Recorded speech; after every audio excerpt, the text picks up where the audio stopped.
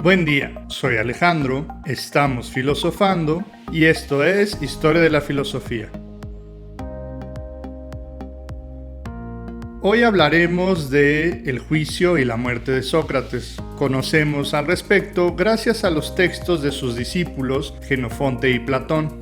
Ambos escriben textos que narran la suerte de Sócrates, que llevan el mismo nombre, Apología de Sócrates. Como saben, apología significa defensa. Adicionalmente, Platón escribió otro texto importante, el Critón. El Critón continúa con la historia de Sócrates después de su juicio y relata lo que acontece en la prisión y los momentos antes de su muerte.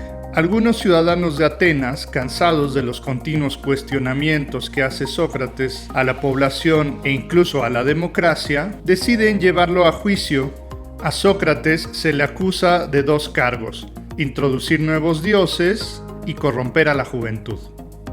En el video anterior comentábamos que Sócrates decía que escuchaba la voz de un daimon o de un genio que le decía lo que era bueno y lo que era malo. Esto fue interpretado por los atenienses como la introducción de un nuevo dios, y se le acusaba de impiedad, ya que un nuevo dios podría implicar el olvido de los viejos dioses. Sócrates se defiende diciendo que todos le han visto llevar las ofrendas a los dioses convencionales como cualquier otro buen ciudadano ateniense, y que el hecho de que se introduzca un nuevo dios no implicaba ningún acto de impiedad. La segunda acusación se relacionaba con la corrupción de los jóvenes. Uno de los acusadores, llamado Anito, decía que Sócrates lo había convencido de abandonar el oficio de la familia como curtidor de pieles y que le insistía que se dedicara a profesiones y actividades más nobles, especialmente la filosofía. Este consejo de Sócrates atentaba contra la opinión de su padre y de su familia, y se le acusaba a Sócrates que él promovía que los jóvenes desobedecieran a sus padres. Incluso el más famoso de los comediantes antiguos, Aristófanes, en una de sus obras relata precisamente esto: cómo Sócrates, al enseñarle a argumentar a los jóvenes, estos se aprovechaban de esta capacidad para no obedecer más a sus padres. Se encuentran muchas lecturas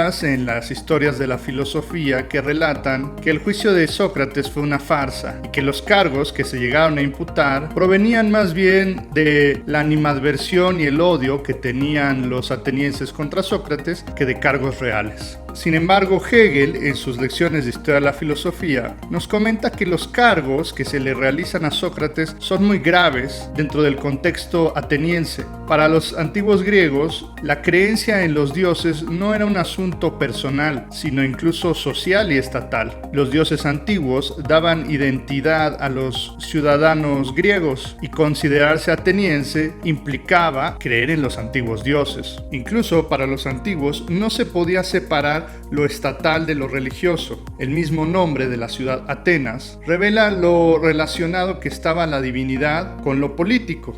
Creer en la diosa Atenas era lo mismo que creer en la ciudad, y por eso este cargo de impiedad era tan grave. Igualmente, la obediencia hacia los padres en aquel tiempo era incuestionable.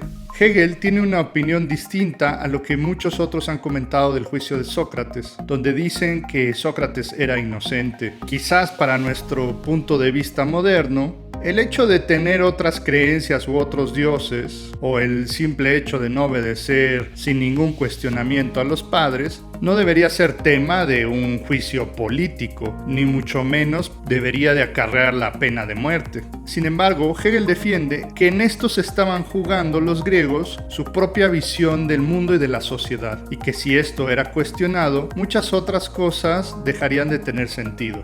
Hegel, a diferencia de muchos otros pensadores, dice que Sócrates en efecto era culpable de estos cargos, ya que en efecto estaba introduciendo un nuevo principio moral a las costumbres de Atenas, el principio de la conciencia interior a través del genio o del daimon, y que esto en efecto hacía que los jóvenes y todos los ciudadanos de Atenas pensaran por sí mismos y cuestionaran las leyes y las convenciones de su tiempo. Ahora bien, con esto Hegel no está diciendo que entonces los atenienses estaban en lo correcto y Sócrates estaba equivocado y era un corruptor de la sociedad. Lo que está diciendo Hegel es que Sócrates introduce una nueva comprensión de la moralidad que hasta entonces no se tenía ninguna idea en Atenas ni en ninguna parte del mundo. Esta nueva comprensión de la moralidad no estaba basada en las costumbres, sino que la moralidad socrática apela a la conciencia interior, algo que para nosotros nos parece muy común,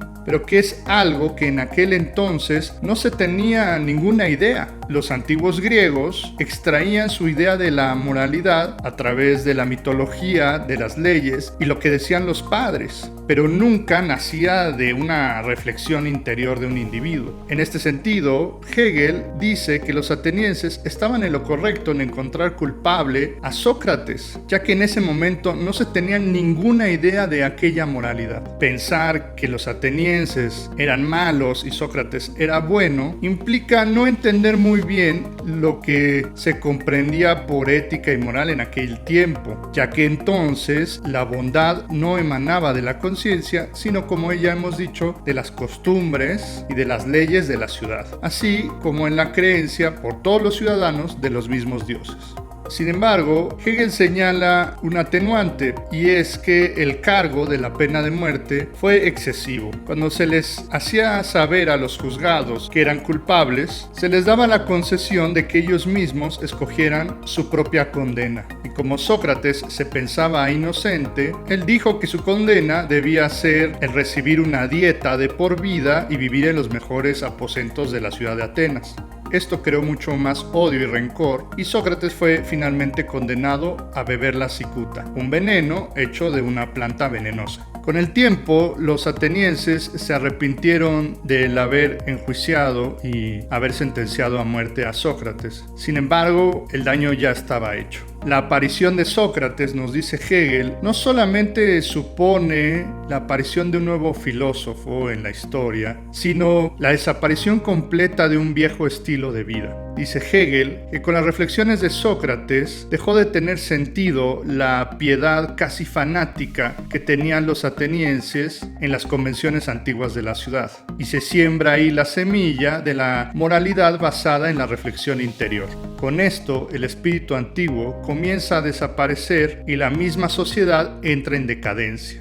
Hegel relaciona lo que sucede históricamente con la ciudad de Atenas, que primero se va a enfrascar en una guerra con los espartanos y después será conquistada, como una señal del fin de aquel bello espíritu antiguo. Lo que mantenía entrelazada a la sociedad ateniense era la creencia en estas convenciones que se habían mantenido por siglos y que Sócrates, a través de sus cuestionamientos, los pone en tela de juicio. Hegel dice que el juicio de Sócrates constituye una verdadera tragedia en el sentido más literario del término, y la compara con la tragedia antigua de Antígona, escrita por Sófocles. En la tragedia de Antígona se cuenta la historia de una rebelión y de una traición. Dos hermanos que aspiraban por el trono de Tebas entran en guerra y se matan mutuamente. Al ser considerados traidores, se les prohíbe tener una sepultura honorable, siguiendo las leyes de la ciudad. Sin embargo, su hermana Antígona decide sepultarlos debido a que esto era muy importante, ya que sin la sepultura, según las creencias de los griegos, ellos no podían aspirar a vivir en el otro mundo. Al hacer esto, Antígona está confrontada con dos concepciones de la moralidad, la de seguir las leyes de la ciudad o la de darle justa sepultura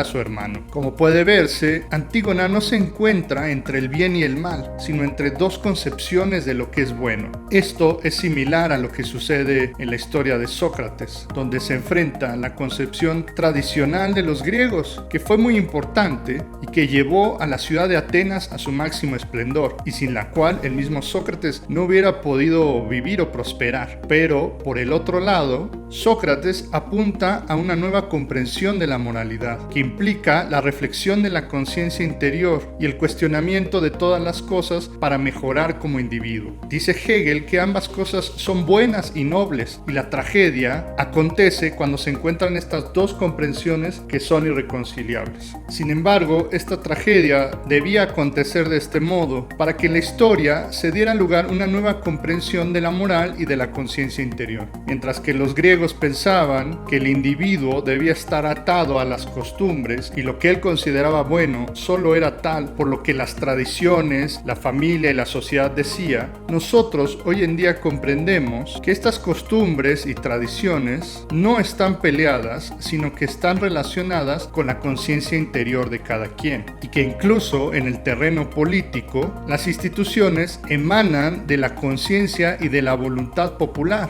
Bajo los ojos atenienses, Sócrates era efectivamente culpable y supuso la desintegración del espíritu moral antiguo. Pero sin ello no se hubiera podido dar una comprensión de la moral más completa y sofisticada que a partir de entonces será la base del pensamiento ético de la cultura occidental. Muchas gracias por ver este video y si te gustó dale like, comenta, comparte y suscríbete. Toca la campanita para recibir las notificaciones y visita mi página de Patreon si quieres apoyarme. El vínculo está en la descripción. Deja tus comentarios si tienes alguna pregunta e intentaré responderlos. Nos vemos la próxima semana. Hasta pronto.